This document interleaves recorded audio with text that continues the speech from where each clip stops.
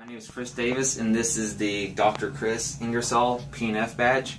The first thing we're going to discuss is a PNF technique for the upper body, or lower extremity. This one I'm going to use contract release of the leg. It says with explain. First, how to do it. You would passively lengthen the leg. Once it gets to the motion where the patient cannot go anymore, you would have him concentrically contract the opposite muscle. So in this case, you would contract the hamstrings. You contract for about 8 seconds, relax, and you would continually push the leg into more of a range of motion. You repeat this several times to get the increase in range of motion and/or flexibility. Ways the patient can do this at home is a TheraBand, which will replace the use of the clinician. He would place it around the foot, again passively, or in this case, he would actively lengthen the leg. Go until you can't go anymore. Again, concentrically contract the muscle or the hamstrings. After about 8 seconds, relax, pull the TheraBand more to get that more increased range of motion. The next one is the use of PNF technique in the upper body. With this one, I'm stretching the biceps brachii. You'd have the patient either supine or standing, whichever feels easier for them, depending on if they can use gravity or not. You would have it about 90 degrees of cross-body abduction. You would stabilize on the shoulder and use the wrist. He would go until you can't go anymore, so he has the triceps pathology. You would have him concentrically contract the triceps, isometrically contract the triceps, my bad. After about 8 seconds or so, relax, and then push the muscle as far as you can go. Repeat this step several times, which will get the needed stretch of the biceps. Ways this patient can do it at home is take another TheraBand and place it around, say, a door handle. You place it around the door handle. Again, you would pull, you can't go anymore. Isometrically contract that triceps, relax, pull the band across his body, doing cross-body abduction. And the third part of this badge is to observe the myosynaptic stretch reflex in action. We have 3 different criteria. We have hip flexion with knee extension, hip flexion with knee flexion, and then a rapid hip flexion with knee extension. First, I'll show you each one in its motion. Relax. The first one, we're just going to do hip flexion with knee extension. So this, you just go until you can't go anymore. Is this as far as you can go? Yes. Okay. That's the first one. The second one is hip flexion with knee flexion. Relax. Make sure he doesn't use the other leg so you can stabilize there at the hip. Is this as far as you can go? Yes. Okay. And thirdly, we're going to do the same step as the first one, hip flexion with knee extension. It's going to be a rapid movement. Make sure it's still stabilized on the other leg. Now, is that as far as you can go? Yeah.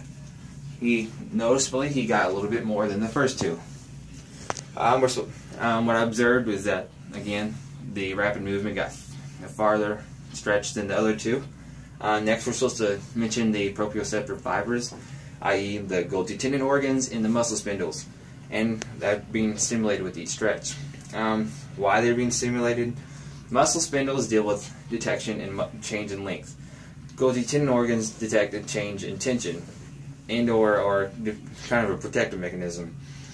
They both send signals to the CNS. Muscle spindles are especially sensitive to the rapid movement. GTOs would detect this muscle tension length in the stretch or the rapid movement, and after they send the signal to the CNS, it will be a reflective relaxation of the muscles. The thing is, after 8 seconds, the GTOs will override the muscle spindles of the active muscle group or range of motion, and this results as a relaxation of the muscle, which is where we manipulate it to get a better stretch. Now this is a lot easier when you're doing the rapid movement, which is why you can get a farther stretch the first time as compared to the other two. Finally, or second to last, we have to compare PNF stretching to static stretching.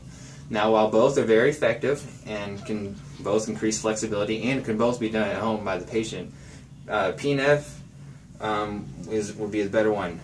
While static is probably more comfortable for the patient, as they know their own range of motion, they know their own endpoint, as opposed to telling the clinician.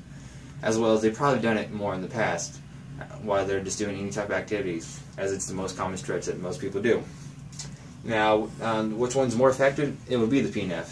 Static only increases flexibility, while PNF increases coordination, flexibility, and evokes motor control that deals with that's aimed at improving muscular control, muscular function, and overall body function. It is also proven to be more beneficial with improvements in muscle strength and endurance than the static stretching. Lastly, I'm going to show each of the three PNF things we learned in class. First, I'm going to do hold relax. Now, what you do is you passively lengthen the leg to as far as the patient can control. Is this as far as you can go? Yeah. I'm going to have him isometrically contract his quad. So can you contract your quad, please? Hold that for about 8 seconds. Relax. And then push more to the newfound length.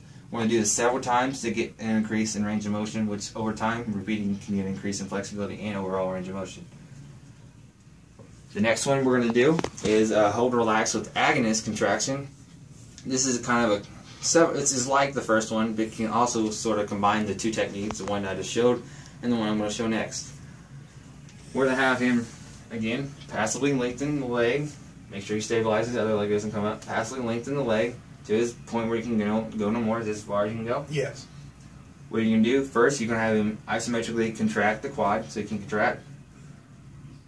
After about 8 seconds, relax, and then we'll have him concentrically contract the opposite muscle or his hamstrings. Can you contract the muscles on the bottom, please? After about 8 seconds, relax, and then move. Relax, and then you can repeat that several times. And finally, the last one we can use is the contract relax technique for the PNF. One more time, passively lengthen the leg. Is this as far as you can go? Yes. Okay. Now this one, you concentrically contract the opposite of the top muscle you're trying to stretch, which would be the hamstrings. So can you contract your hamstrings? I'll give you resistance, which is the bottom one, do the job. Now relax. Push them more. Repeat this steps several times to get the needed increase in flexibility and or muscle control, etc., etc. Thank you.